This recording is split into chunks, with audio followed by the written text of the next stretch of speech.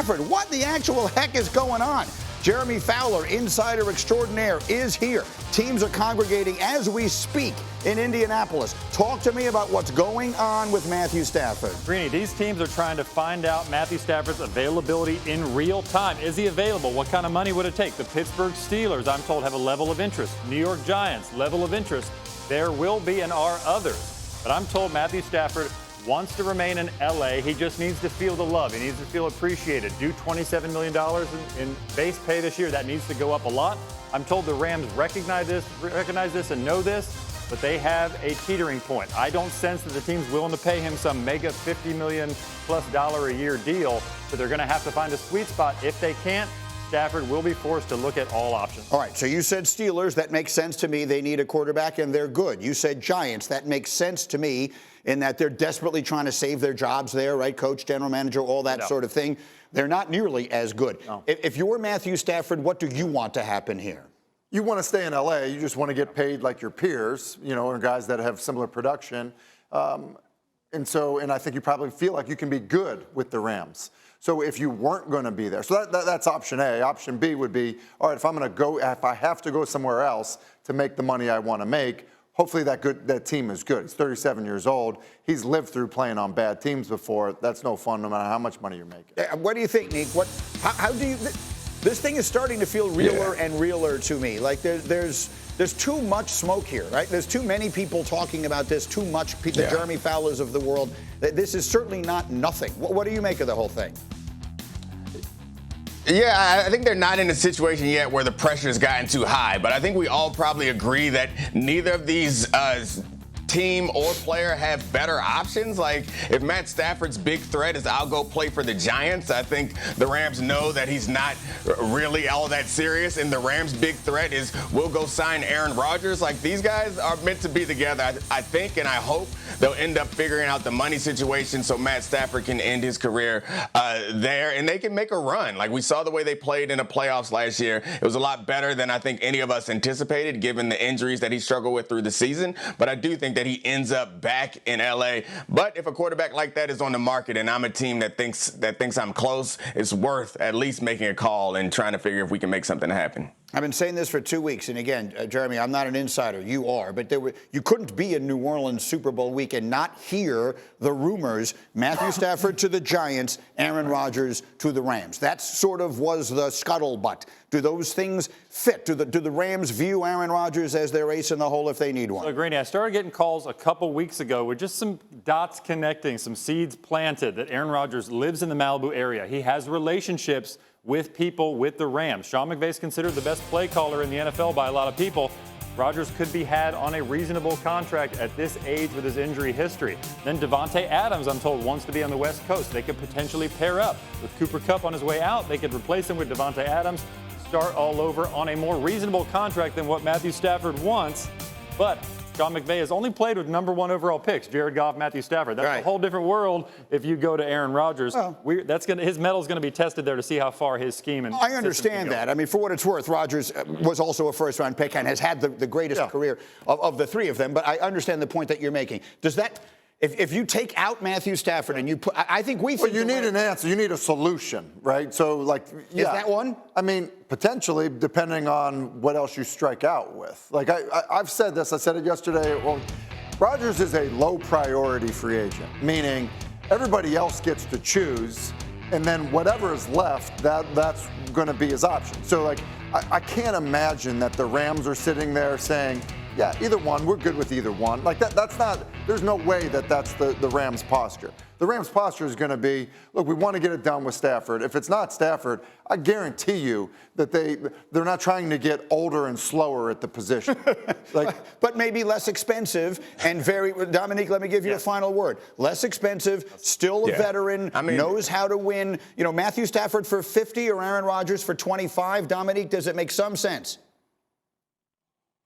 Yeah, I mean, it makes some sense, but he's less expensive for a reason. And I think we all are tiptoeing around the fact that there are other complications that come with putting Aaron Rodgers in your locker room. At least that's what we saw take place with the Jets. It wasn't, there aren't a lot of players or coaches or fans, frankly, that are sad to see him leave. The same thing was true when he left Green Bay. So, I've never been on a team with him, so I hesitate to make any sweeping, judgments about him on adding to a team. But I do think that the track record speaks for itself, and I think they would much rather stick with their aging quarterback that they have now than, even if it's much cheaper, then switch over to Aaron Rodgers. Oh, yeah, of course. No, there's no tiptoeing around anything. If the conversation with Rodgers was only about football, this would be a lot easier. He'd probably still be on the Jets. You said it yesterday. He'll be one of the best 32 people on the planet to play the position. Correct. But look, it's not all like in a vacuum of how you do it. Like, where's your franchise? What's the rest of your roster? Video game. Does he really want to be here? Does it fit with what you want to do offensively? All of those things. Let's figure it out. Hold that thought 1 second. We have much more to say, as you can see. Jeremy, let's run through a bunch of questions here. Give me a destination. Aaron Rodgers, what jersey is he going to be wearing next year? Let's go Rams. It's the perfect fit if the Rams move on from Matthew Stafford, which would still be a huge upset at this point. But Aaron Rodgers lives in the Malibu area. He has some relationships with people with the Rams. He would fit seamlessly in Sean McVay's offense. He would be a major discount for Matthew Stafford, which allows the Rams to allocate resources elsewhere to try to win a Super Bowl. Devontae Adams, you see him there, he could come with him. I'm told Adams wants to play on the West Coast in California, where he's from. He could replace Cooper Kupp. On paper, there are a lot of dots to connect here, but Stafford still has to go somewhere, and he wants to stay in L.A. All right, let's go to another quarterback. Justin Fields, give me a good destination for him. JETS. We can get that old Zach Wilson jersey number 2. We can put Fields on there and hang it up on the wall here right next to Tim Legler's jersey. So my sense is, after asking around, is that the Jets will have some level of interest in Justin Fields' market, that they'll look into it. They're going to be in that veteran market, looking for potential solutions to start this year as a bridge quarterback. Fields considered the number 2 free agent quarterback behind Sam Darnold, most likely. He's going to have some interest from the Pittsburgh Steelers, depending on how the dominoes fall. He could return there. There's some interest there, but the Jets could be involved, and we could have a market here with a couple teams. Okay, and then tell me why I should be thinking about Myles Garrett on the Eagles. So way early, I'm connecting some dots here, admittedly, but this is a conversation that some people in the league have had, that the Philadelphia Eagles, one of the most aggressive, if not the most aggressive teams on the trade market, will be looking for a pass rusher. Josh Sweat, the Super Bowl likely or close MVP, could be out. The expectation is that he will sign elsewhere, so they're going to have a need there. Myles Garrett, they would not want to see him go to the Washington Commanders, for example. If that was to gain traction, Howie Roseman would likely step in, try to make a deal that is too hard for the Cleveland Browns to refuse. Keep it in mind here, the Browns are a hard no. They're still telling teams they have no interest in trading Myles Garrett. If he were to become available, several teams will be in that. Maybe the Eagles will be one. Holy smoke. Domonique Foxworth, let's just live in a moment where Myles Garrett winds up on the Eagles. Let's do some math. Eagles plus Myles Garrett equals what?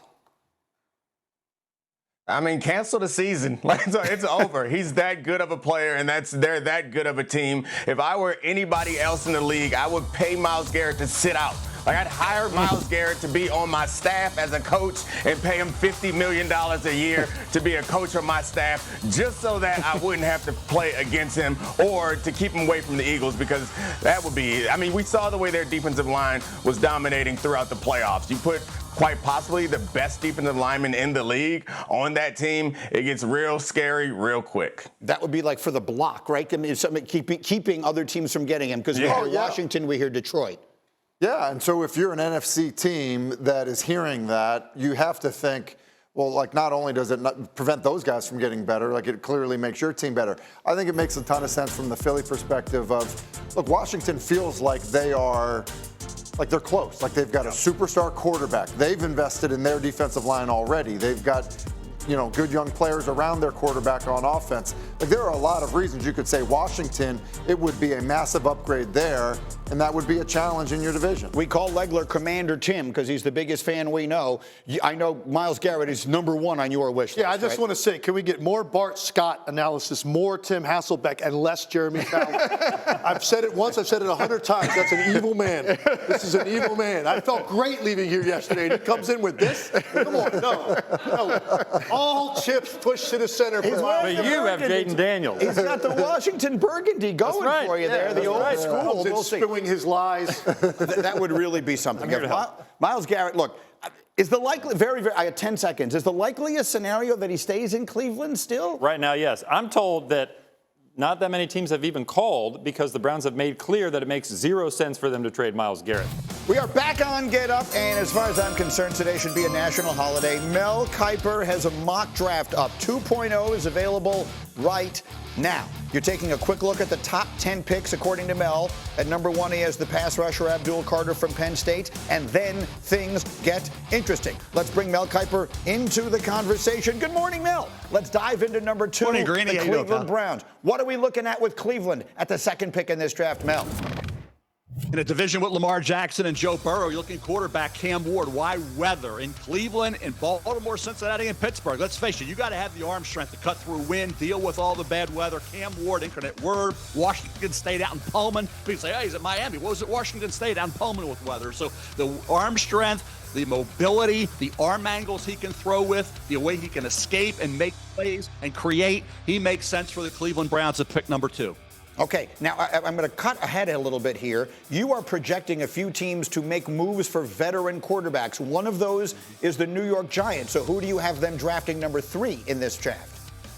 That's Travis Hunter. Travis Hunter, to me, is the best player in this draft, and he fills needs at 2 positions, cornerback and wide receiver for the New York Giants. Travis Hunter, to me, dynamic. If you say, okay, what's his best position, let it play out. And once he defines that, he's going to get better, whether it's wide receiver or corner. He hadn't played one position only. He's played both positions at Colorado. In the NFL, he defines one. You sprinkle him in at the other for big games, playoffs, Super Bowl, whatever it may be. Travis Hunter for the Giants, assuming they get a Matthew Stafford or another quarterback in the mix, that allows them to take the best player in the draft, which in my opinion is Travis Hunter.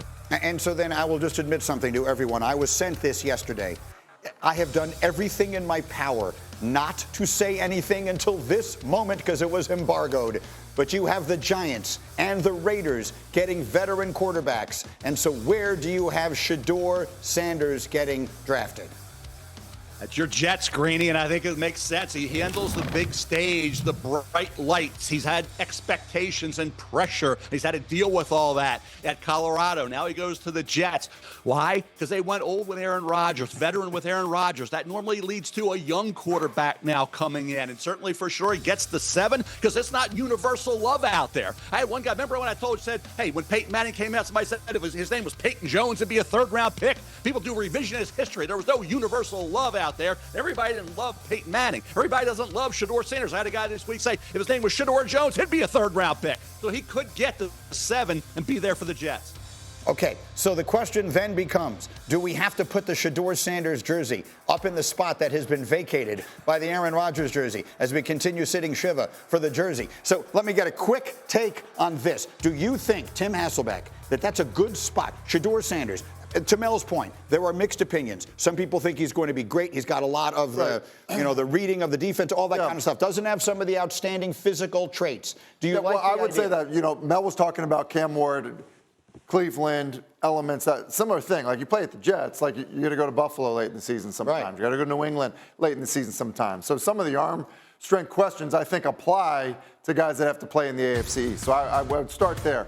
Here's what I think. I think he's a very good decision maker, and I think he's really accurate. And there are plenty of quarterbacks that came into the league because they had huge arms and then ended up stinking because they weren't good decision makers and accurate. So do I think it's a good spot? Yeah, I think he's the first half of the first round, and I think anywhere in there ends up making sense. Neek, what do you think? How should I feel about this? Yeah, I think you should be excited if it ends up panning out that way. I'd be surprised. I understand that it's early in the mocking of draft process. I'd be surprised if he slides to that point. But if you get a quarterback that you can trust to consistently make good decisions, I think that should be encouraging and something you should be excited about. Well, in recent years, the Jets have put the mock in mock drafts when they've taken quarterbacks. I mean, we've seen what's happened when they took Darnold at 3 and they took Zach Wilson at 2. Now we've got Shedeur Sanders potentially going at 7. Jeremy, talk to me. Yeah, you got to think of this through the lens of new head coach Aaron Glenn. He wants 2 things out of a quarterback: toughness, accuracy. Shedeur Sanders would fit that bill. He's got a small shade of Joe Burrow to him. I'm not saying he's Joe Burrow, But as far as like the ability to work from the pocket, process information, he can do a lot. Mel, I've heard you say that. I've heard those words come out of your mouth. Go.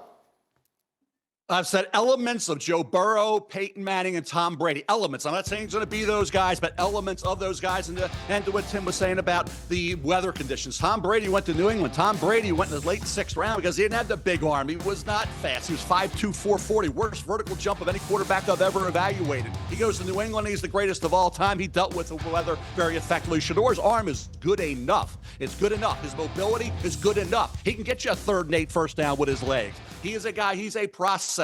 He's accurate. He does everything you want from a standpoint of being old school, traditional drop back pocket passer who can surgically go down the field and do what Tom Brady did, coming out as a late 6th round pick when they took a compensatory pick with Brady and another player, cornerback from Virginia, in the 6th round with their own pick. So Tom Brady was passed over because he didn't have the big time arm strength or the athleticism or the mobility. Yet in New England, he was the greatest of all time. And Shedeur Sanders, I'm not saying he's going to be that, but I think for the Jets at 7, and do they move up and get ahead of the Raiders? They could. I didn't project the trade here, guys, but maybe the Jets, hey, to get ahead of the Raiders at 6, maybe jump up a bit with maybe New England or Jacksonville, say, at 5. This is fascinating to me. And you mentioned earlier this morning, you mentioned the possibility of the Jets having interest in Justin Fields. So you bring in a Justin Fields. He becomes sort of your – look, Justin Fields doesn't view himself as a bridge quarterback. Hasn't even had the career that he wants yet. But now you have yourself a nice option. You've got the rookie in the waiting and all that kind of stuff. What do you think, Hasselbeck? Yeah, about that pairing? Well, or yeah, I mean, you know, listen, I'm getting excited all of a sudden. But also put yourself in Aaron Glenn's shoes when you talk about, okay, coached a long time to get this opportunity. Right. And so, and he's seen enough to know you better get it right because you're not going to have a long leash to do it. And so I would say, like, how you build your quarterback room, how those guys view their roles, I think is critically important.